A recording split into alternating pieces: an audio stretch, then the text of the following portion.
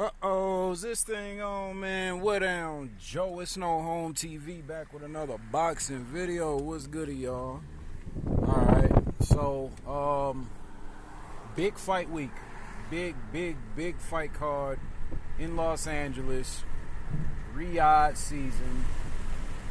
Turkey Al-Sheikh. Eddie Hearn in the zone. Putting it together, man. I really and truly believe it's a dope card. There's been a lot of hype around this card. It's been a lot of hyping up of this card as far as people calling it one of the, if not the best card ever put together in the United States. I think those are Jim Lampley's words. But, nah, G, it's a great card, man.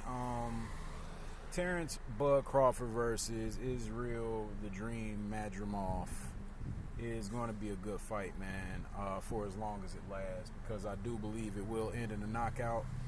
I am expecting Terrence Crawford to be victorious. I just think he's different, man. Madrimov, very dangerous fighter, extensive amateur background as far as what everybody knows now. He's only, 10 fights in, but he's already a world champion, and he's undefeated. He's young, he's strong, he's athletic. He's got some, I've seen a couple of his fights, man, and, Crawford's definitely going to have to watch out for a few things, especially that leaping left hook that he likes to do. He's like damn near like a Superman punch. He damn near jumps fully off the fucking ground to throw it. But I don't know, I feel like that, that's obviously one of Madrimov's signature punches. But I think that when he tries it, he's gonna get the shit countered out of him. God damn it, I shouldn't have got on this shit. Look at all this fucking traffic. Anyway, look at all this shit, y'all. That's fucking crazy. Anyway, like I said, I got Crawford. I'm expecting Crawford to do this dude filthy. He might not be as predictable as Earl. He might be a little tougher than Earl because he's bigger, obviously stronger. But we'll see, man. Crawford he's a magic man. He's known to take up these big challenges and always comes out on top in impressive fashion, too. So I'm expecting 154 not to be too different. Obviously Crawford and Bomac and his team knows something that the world doesn't know. That's the reason why they kept campaigning for the Canelo fight, who's fighting Berlanga, which I'm not opposed to, so to speak, but at the same time, I'm not all that excited about it either.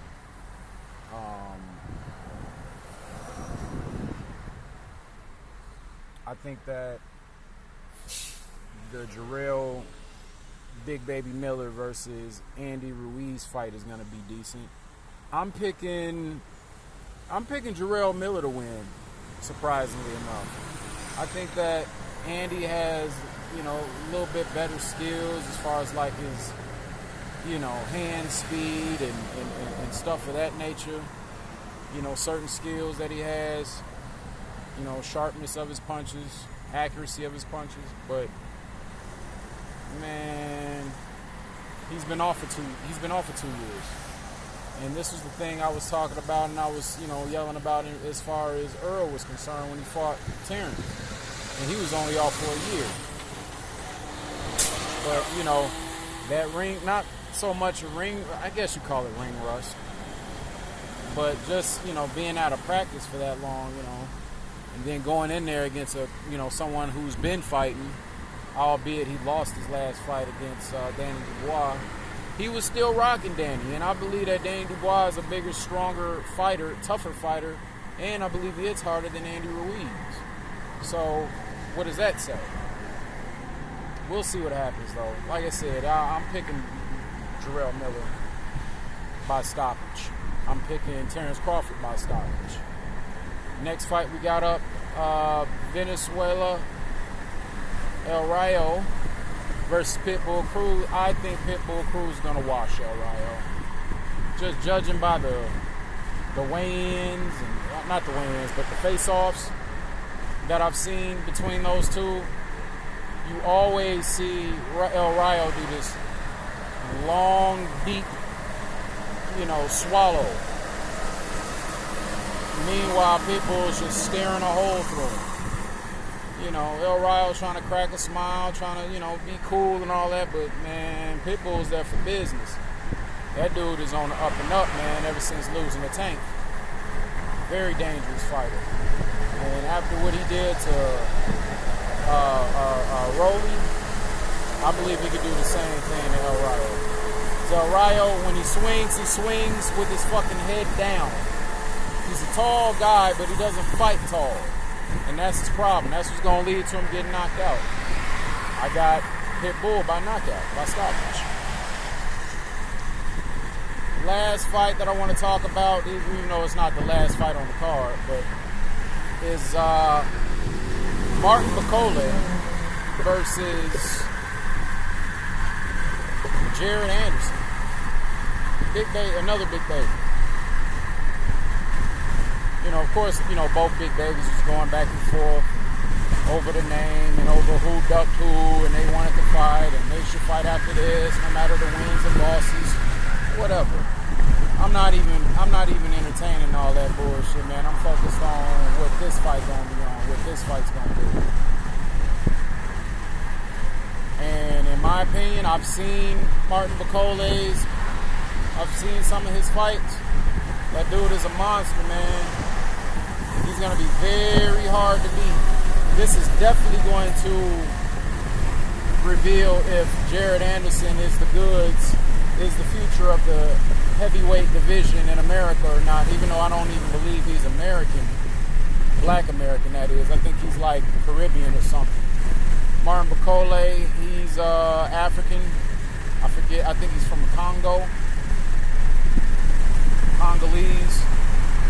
Very serious fighter. Very, I heard that he stopped Usyk in sparring. I heard that he stopped someone. What was it? I think Danny Dubois in sparring. So this dude is a tough dude, man. He's a serious competitor. He's a pressure fighter as a heavyweight. He's got good power. He's non-stop punch throwing. It could cost him.